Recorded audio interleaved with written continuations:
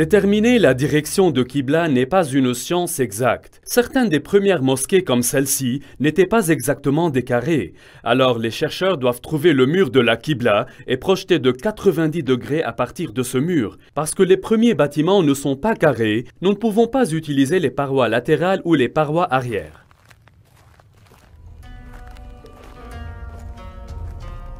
Ceci est le mihrab d'une ancienne mosquée. Les premiers Arabes déterminaient la direction de Qibla en utilisant les étoiles et ils étaient très précis. La meilleure façon de déterminer la direction de Qibla est de visiter les mosquées et d'utiliser un système de positionnement global. Pas chaque précoce mosquée peut être utilisée pour cette étude.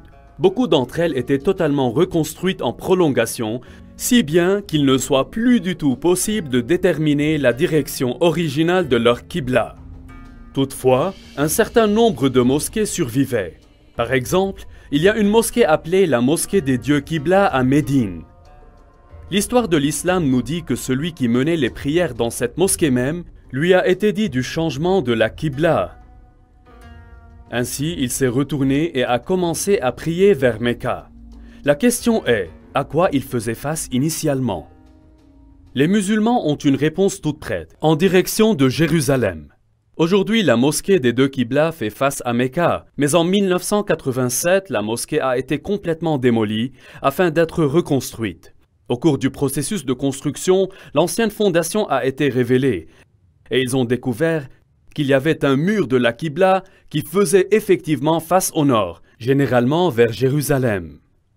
Et donc les musulmans croyaient initialement que la Qibla est vers Jérusalem.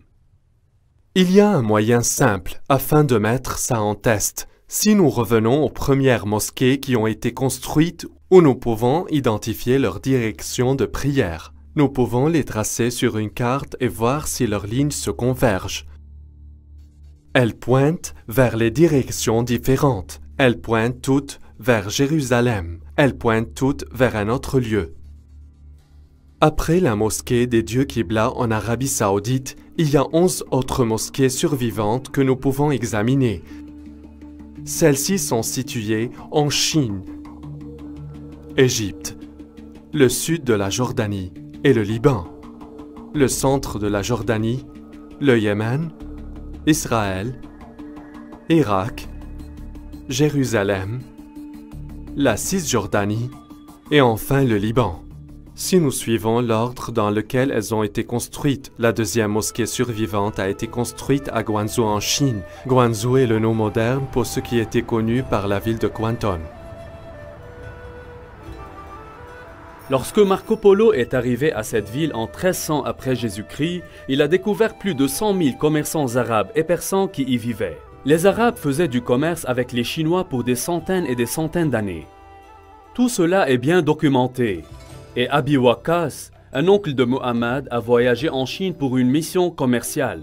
Et selon les manuscrits chinois, il a construit une mosquée pour les Arabes à Canton en 627 après Jésus-Christ, ou 6 ans après la fondation de l'islam. J'ai examiné personnellement cette mosquée et j'ai utilisé un appareil GPS pour déterminer la direction de Qibla de la mosquée. Ce que j'ai trouvé était surprenant. Cette mosquée ne fait pas face à Mecca.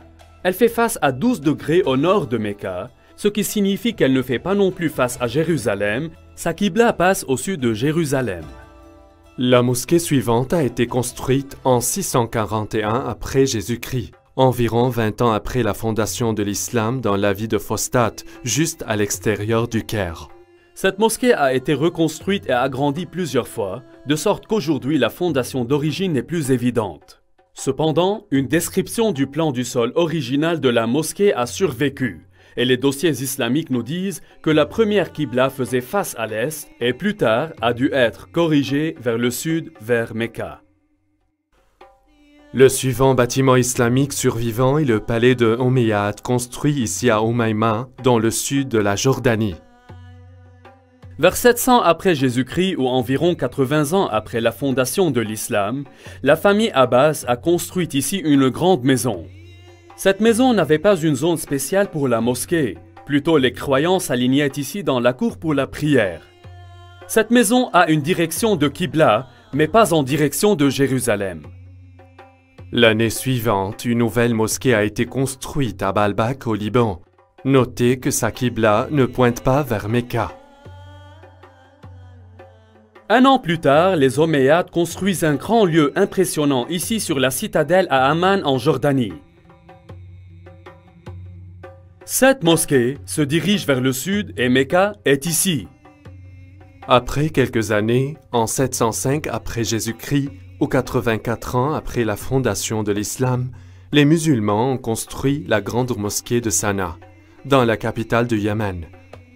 Bien que cette mosquée se dirige en général vers Mecca, en fait elle se dirige un peu à l'ouest de Jérusalem. L'année suivante, en 706 après Jésus-Christ, les dirigeants des Omeyyades musulmans construisent Kirbat al-Minya, un grand complexe de palais en Israël sur les rives de la Galilée. Ce complexe de palais avait une chambre spécifique utilisée comme une mosquée. Selon une inscription mise sur une passerelle, il a été construit 87 ans après la fondation de l'islam par le souverain musulman El-Walid. Ce bâtiment et sa mosquée ne font pas face à Jérusalem. Cette même année, les musulmans ont aussi construit la mosquée Wassit en Irak. À l'origine, les archéologues ont affirmé que cette mosquée faisait face à Jérusalem. Pourtant, d'autres recherches ont montré que ce point de mosquée se dirigeait vers le sud de Jérusalem.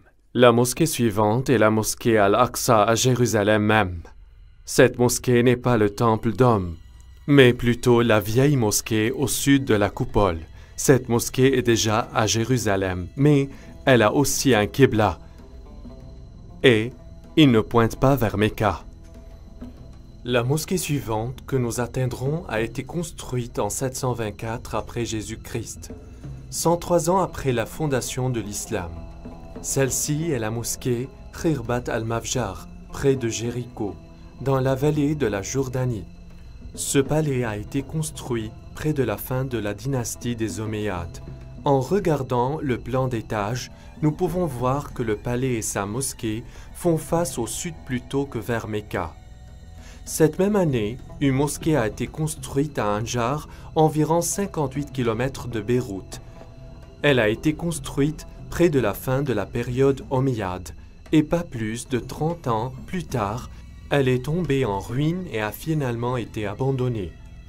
Comme elle n'a jamais été reconstruite, on peut facilement déterminer la direction de Qibla, qui ne pointe pas vers Mecca ou Jérusalem.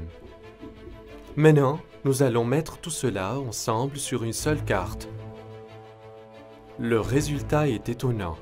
Au cours des 100 premières années de l'islam, 100% de toutes les mosquées survivantes que nous avons localisées jusqu'à maintenant font face à une place dans le sud de la Jordanie plutôt que de Mecca, du nord-sud et ouest. Toutes les mosquées se dirigent vers un seul endroit. Ce n'est pas une petite erreur dans la détermination de la direction de Qibla, car toutes visent spécifiquement un seul endroit. Directement sous ce point se situe l'ancienne ville de Petra. C'est une ville qui est bien connue pour nous aujourd'hui. Elle est un site touristique populaire.